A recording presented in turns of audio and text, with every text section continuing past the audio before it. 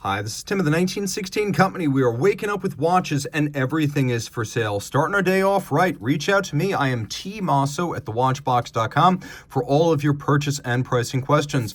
We buy what we sell what we buy. Not only do we sell these watches, but we love to buy one watch, an entire collection. No upper limit on value paid. We pay cash, we pay fast. We walk you through the process and make it a no-brainer. We can also trade a watch, often offering better value on a trade than an outright sale. We will buy your entire collection, so no upper limit on value paid. Reach out to tmosso at thewatchbox.com. Today, we start off with the second generation Vacheron Constantin Overseas self-winding. In a lot of ways, this was a high watermark for the Overseas, as the subsequent model would get bigger and heavier and thicker, and the previous model is sometimes described as a little bit undersized with an inflexible bracelet. So here we have the combination of a lovely rose gold Generation 2 case, 42 millimeters in diameter. It's lovely at I'm not lying here, 9.8 millimeters thick. It's under 10 millimeters thick thanks to a JLC base. And with the deep stream style strap on it, you've got rose gold and rubber. Doesn't get any better for fun in Miami. Throwing the watch on my wrist, which is 16 centimeters in circumference, you get a good sense of how it fits. Now, it's only 51 millimeters from lug to lug, but the angling of the case mitigates any fit issues if you are borderline. I actually think this will fit just fine on a wrist of 14 centimeters circumference. My wrist is 16. So see for yourself and decide. Also, note how low this watch is. This is something that was lost in the third generation watch.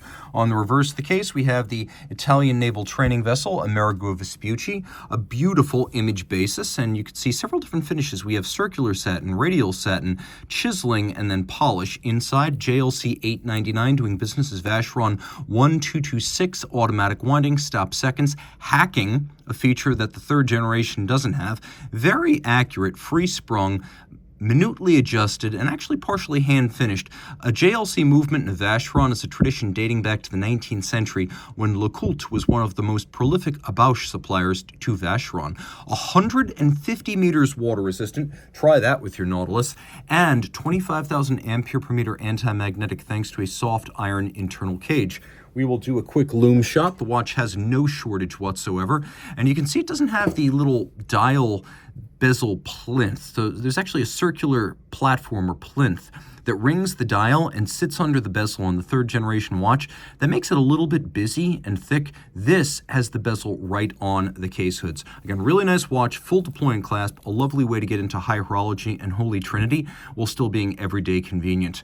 Now jumping into another member of the Holy Trinity with something that's similar but different. We have here the Audemars Piguet Royal Oak Chronograph Leo Messi. So back in 2012, the Royal Oak turned 40 years old, and at the same time, the 41 millimeter case debuted. So this was a 400-piece limited edition dedicated to the footballer, and it's different from Royal Oaks in a lot of different ways. First, let's take a look at the most obvious. It has a bezel and intermediate links made of tantalum. So you can see the flank, which is usually polished, here is satinated, and the combination of a solid case back, a tantalum bezel, a gold case, it's a heavy watch for a 41. You can also see another unusual trick that AP used to mute the appearance, which is a anthracite dial with no tapisserie. It is not a hobnail. It's utterly flat and flush and a unique look for a Royal Oak with rose gold hands, chapter rings, and indices. You can see those sunken registers look really good, and we've got a matching anthracite toned date disc. Now the tantalum has a wonderful blue-gray sheen to it, and you can see how sharp the bevels are on the lug hoods, as well as the sharpness of the tantalum bezel and the case tops. So this watch has been sparingly, if ever, refinished, which is always important to me. 400 pieces, a limited edition. It actually used the same movement as in the second generation and first generation Overseas chrono. Frederic Piguet 1185. Thin, fine, compact, and integrated automatic chrono, 5-position adjusted and hand-finished. It's got a 40-hour power reserve, but its standout features, aside from just how thin it is, the combination of a column wheel function selector with a vertical clutch engagement. You've got a quick set date. You've got plenty of luminescence. There's really no shortage here. Screw down crown, screw down chronograph pushers. If you put it on a water-resistant strap, and you'll find no shortage of rubber and textile options from AP and the aftermarket, then yeah, you can surface swim with this watch. Throwing it on the wrist, it wears large. I've always said Royal Oaks wear a size or two larger, but while this is a 41, you really need to think of it as more like a 43 or a 44 millimeter round watch. While it's not thick, it is broad, and you can see how those plots, those intermediate links, they hang out to the extent of about 56 millimeters across the wrist. So this is a really wide watch, so just keep that in mind. I can wear it, but I would not wear this watch on a wrist smaller than mine. But my God, with the tantalum, the rose gold, and the solid case back, what a brick.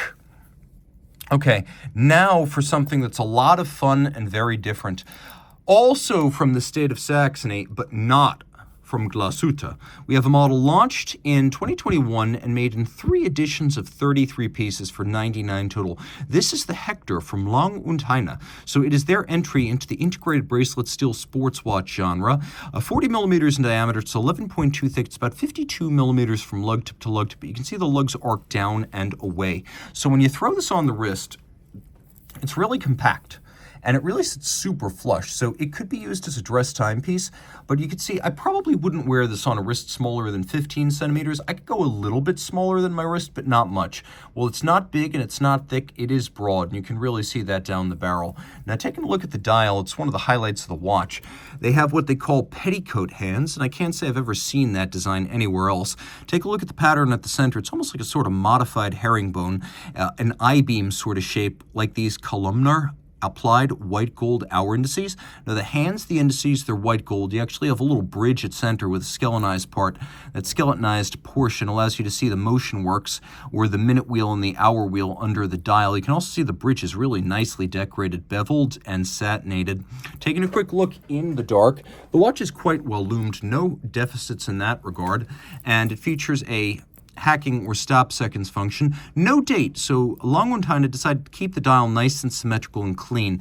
You can see we have sort of an ecru coloration for the lume, though I don't think Fotina is the goal here. I think it's just to add warmth, as with the gold hand and the ecru printing at the quarters. You can see the dial has several different focal planes, textures, patterns, colors, and materials, so it is really differentiated, nicely decorated. It's gray, but it's made of sterling silver, so we have white gold hands and indices on a sterling silver base. The crown, onion style, a little bit antiquarian, but that is the style of Lange und Heyne. They have a distinctive triple lug design, and you can see the bracelets fixed to the case using screws, which I always like to see. Winglets on both sides, and a little bit of a taper of the bracelet down toward the clasp. You can see the bracelet design's unusual. It's a 5-link design with a couple of different textures, link sizes, alignments, and focal planes. And then removable links are fixed by screws, so if you've got your jeweler's screwdriver, you can start sizing this at home. There's an intermediate size link on each side, so if you're in between sizes, you can use that. And then we've got a double folding clasp with twin trigger release, so it cannot inadvertently pop open. On the reverse side, a UWD-33, that's basically what you're looking at. A big movement made by UWD Ehrenwerke Dresden, which is a company owned by Lange und Heyne, which has made customer calibers. For example, I believe they're the basis for some of the large manual wind in-house caliber Zins, and then also some of the watches made by Josh Shapiro before he went in-house. So it's a big, beautiful movement, not quite finished the same standard as the Lange und Heyne dress watches, but to a standard that embarrasses most watches in this genre. The beveling is world-class, and you can see it right there. We have an unusual sort of satination across the individual finger bridges for the train, as well as the larger bridges, and polished locating pegs used to locate the bridges on the structures below. We have a crown wheel, barrel, we have a center wheel, third wheel, fourth wheel, escape wheel. All of this is visible. We have a sort of modified black polished swan's neck with an eccentric screw regulator, and then an 18K beat rate, so nice big slow beating balance, and a 48-hour power reserve. It does feature hacking seconds, so you can stop the seconds, and a 50-meter water resistance, so I consider this to be more of a sporty watch than a true out-and-out aquatic sports watch, but between its German caliber, increasingly unique design, and case shape that's really unlike anything else, this watch that has a lot of character. Caliber, character, and quality. And frankly, you're never going to see another because they only made 33 like this. Really cool. Lange und Hektor. Now, I always like to have a budget option for folks tuning in. And for me, if you want a true luxury watch that offers just about everything, from a lifetime serviceable movement to a do-it-all array of capabilities and durability, Breitling Aerospace. Now, this is a 4th generation aerospace of the type made between 2007 and 2012. So it's 42 millimeters in titanium, and it's only about 10 millimeters thick, which I love. But it's also 100 meters water resistant, well loomed, and it has a unidirectional rotating bezel, so it can actually do light-duty diver action. And actually, if you just want to have a display of time, you've got your choice of pure analog with digital, and note you've got a 12 and 24-hour selectable display system, a digital minute repeater,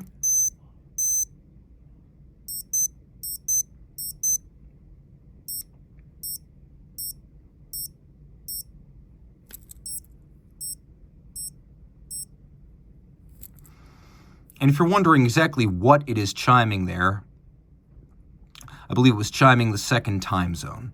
So now we have a second time zone, we have a chronograph, we have an alarm, so you set the alarm to a time of day.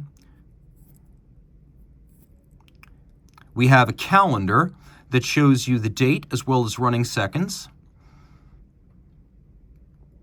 And it will also act as a perpetual calendar so that you don't need to constantly reset it. There is a timer which can be set to count down. So this is a countdown timer. So for example, after 5 minutes, the alarm or the timer alarm will sign. And you've got that second time zone. You've also got a combination of luminescent elements here.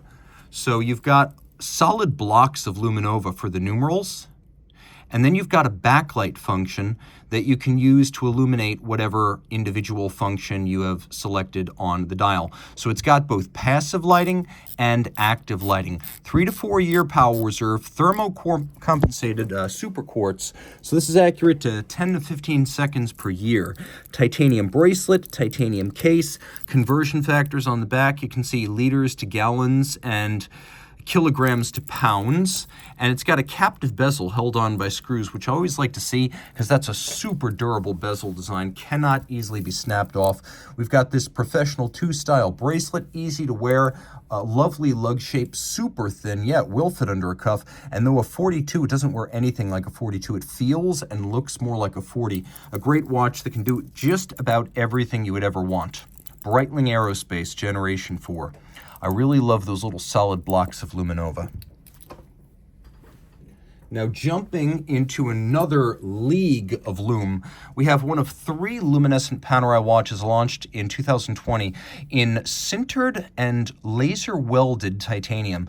This is the Panerai Luminor Marina Titanio PAM 1117. Now, this watch is 44 millimeters in diameter and what's effectively 3D printed titanium, but it comes with an outrageous 70-year warranty. And while it has a standard automatic 3-day power reserve Panerai caliber P9010, I believe that they basically just priced in 70 years of services when they priced this watch. So the original owner wasn't getting away with anything, but when you send this watch in for service, having bought it pre-owned, you're going to come out way ahead, basically never needing to pay for service.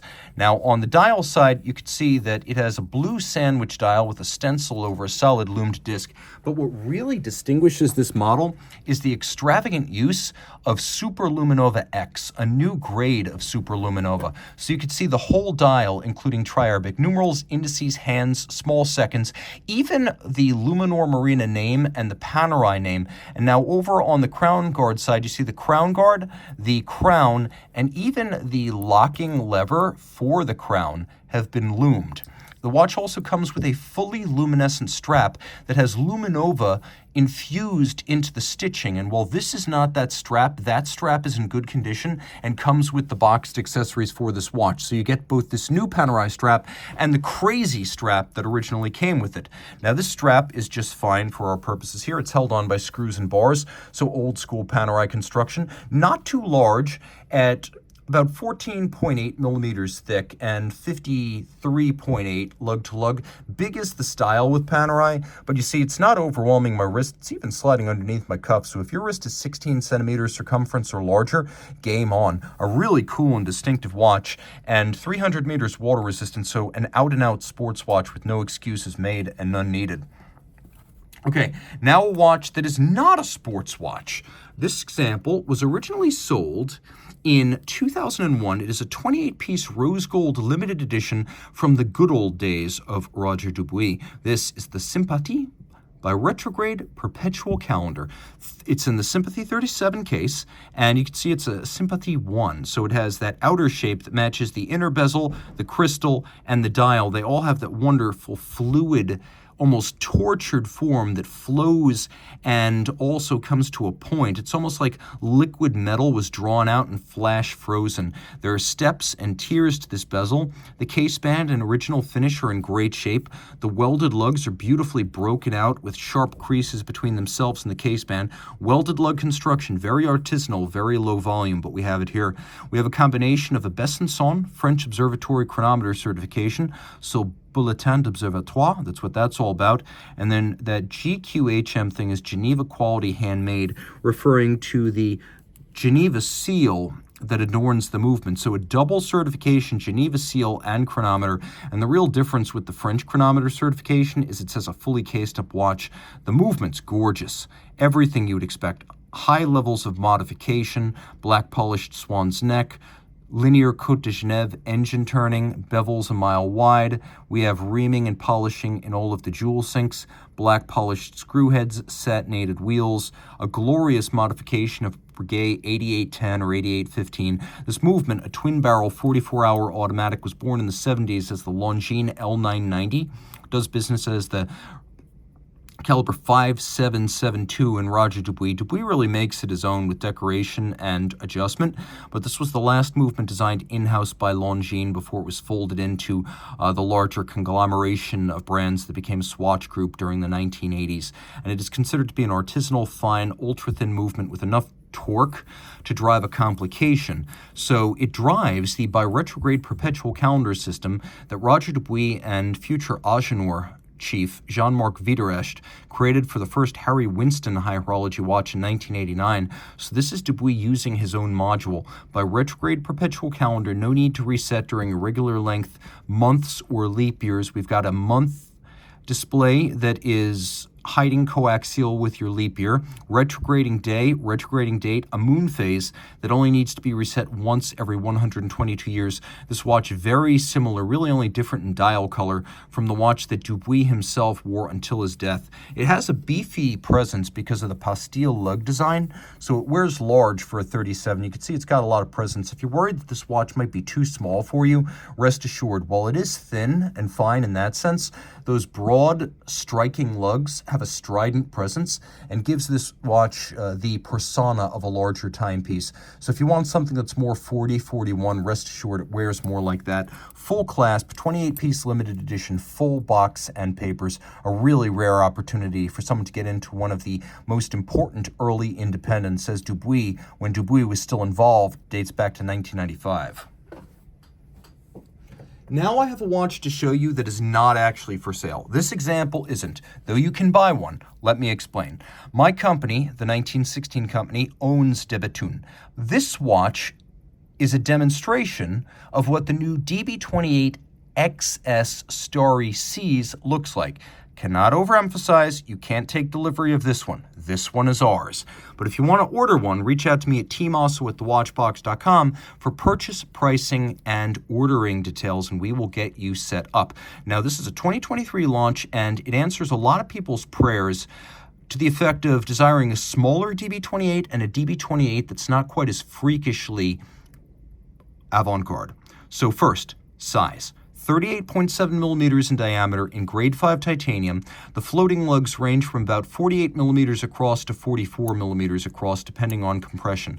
The case, ultra slim, 9mm. The DB28 here with a monoblock case, you could see the bezel and the case are 1. The bezel expands down at the base and flares up at 12, but it thins out and flattens out at the mid case. With a seamless aesthetic, it is more beautiful, and everything loads through the back, so it's a back loader. Also, you wanted a solid dial. Well, here we go. With the world's first random guilloche, so this C-like pattern of undulating waves created randomly by reductive methodology cut onto a grade 5 titanium disc, which is then fired to create the signature de Bethune blue shades. We then take white gold cabochon, little dowels of white gold, and insert them into drillings in the dial. And the idea is that you have the sky reflected in the sea at night. By default, it's going to be the sky over L'Auberson on the night de Bethune was founded in 2002, but you can order any sky over any location on any date. Your birthday, your child's birthday, the day you got a promotion, it doesn't matter. It can be customized. Dial, case, movement, all manufactured in-house to control quality, but also to allow really small build runs of 6, 7, 8 watches a year. Suppliers don't want to hear about ordering 6, 7, 8 movements or dials or cases. So de Bethune makes it all, including the titanium polished hands. Solid dial, very traditional radially arrayed blue printed Arabic numerals outboard, but you still get the tech of the DB28. Look at all that black polished steel. Look at the microlight engraving of the base plate cap. Look at how broad the anglage is, not just on the barrel cap, but on the barrel bridge below that. The fully rounded and black polished balance bridge with 1, 2, 3 shock protection springs. Look at the beveling. If you can see the teeth of that ratchet wheel, look at the micro beveling of that teeth and the gorgeous snailing of the barrels. Look at the reaming and internal polishing of all the jewel sinks, the blue-fired bridge for the shock protection, as well as the blue-fired titanium and white gold balance with their own hairspring that breathes concentrically like an overcoil while being flat and shock-resistant like a flat hairspring. All of this with a manual wind 6-day power reserve that cannot accidentally be overwound. You can see how broad and beautiful that anglage is. De Bethune gets a lot of credit for its technology and innovation, not enough for its finish, but on its day, on the right model, you will get Grubel 4C levels of decoration with levels of tech spec, thin profiling, and ergonomics that are very hard to find on a Grubel. And again, 38.7 millimeters in diameter in grade 5 titanium. It wears super slim, easily sliding under a cuff, and wonderfully narrow. This is a de Bethune DB28 for him and for her. So while I have seen women wearing the 42.7 millimeter standard models, this is going to be perfect. That watch got close. This hits the nail on the head. Again, I can't sell you this one, but I can get you hooked up with the company itself. Finally, and I always try to end with something spectacular and singular, I see a lot of de Bethune, so while they are individually incredible and likely to be as rare as hen's teeth on a rooster anywhere but the 1916 company, this is the first time outside of a trade show I have seen a Ludovic Ballouard upside down. About Ludovic Ballouard. French-born in Brittany, he started his career going to watchmaking school, but deciding there weren't enough prospects for him in his hometown, so he worked as an aircraft mechanic before departing for Switzerland and Geneva. In 1998, he joined Franck Muller as the after-sales service technician for complications, moved after 3 years across town to FP Journe, where he wound up working for 7 years as one of the most senior people there. He was responsible for the assembly of the Grande Sonnerie, of the Sonnerie Souveraine, which was their most complicated and demanding assembly, and he built that watch exclusively for the last few years he was with Journe. He designed the Harry Winston Opus 13, and in 2009, showing his confidence, during the financial crisis, he broke away to create Ludovic Ballouard, where since then, he has been a one-man band creating 12 to 24 watches a year. This is a 41mm platinum version of the Upside Down with a Venturine glass dial, a 7-piece limited edition that uses his signature Live for Today Carpe Diem upside down time display.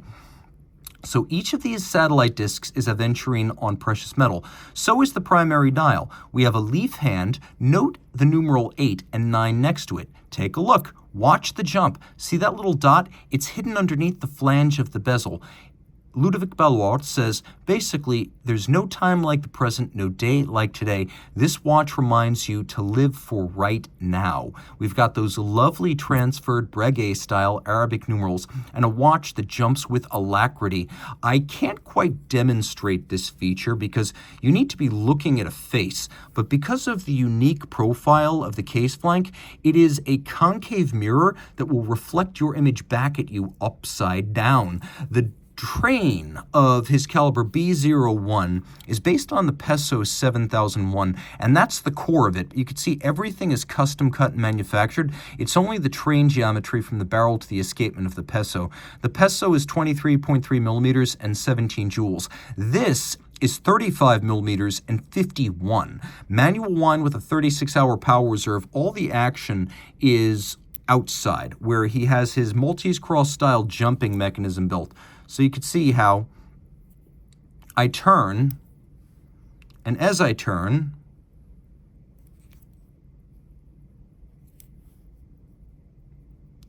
the system will jump.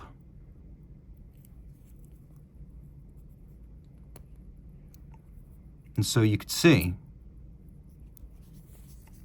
the Maltese cross system on the back is the heart and soul, with a jumper spring and a snail cam at center. And the finishing is unbelievable. An unusual use of snailing across the bridges. You could see that the jumper spring itself has been finished, satin on its top, beveled on its edge. Solarization of the crown wheel core, and ratchet wheel with polished teeth. Look at the polishing of the edge of these steel parts. Not easy to do. And Ballouard does everything himself, including hand engraving of the case. Every single one of these characters has been hand engraved. They're imperfect and beautiful for it. Manufacturing and finishing this watch, sometimes at a rate as low as one a month, is a monumental undertaking. It's only 10.4 millimeters thick, so thinner than he actually claims. You could see that the buckle is actually his logo, and he even hand engraves the PT950 mark underneath, as well as the Ludovic Ballouard branding on it. Now I'll throw it on my wrist. 41 millimeters, it's quite a presence. It's got a lot of substance to it, and being platinum, you really do feel it. Underneath the aventurine, the dial is actually solid precious metal, so it's precious metal within precious metal, and though it's hard to see, the watch does have a little blue tinge to the dial because it's aventurine glass. A super special watch, and really one of the most memorable I've encountered. Know this about Ludovic Ballouard. He is super approachable, super friendly, a wonderful person to own, and a wonderful person to know. And I say a wonderful person to own because when you buy a watch like this, you are buying into the man. And while his French is poetic, his English is kind of like my French. My most memorable encounter with Ludovic Ballouard was 2 years ago at Dubai Watch Week when I met him halfway in an interview. I asked my questions in French and he gave his answers in English. And initially his wife was going to translate. She wasn't able to come.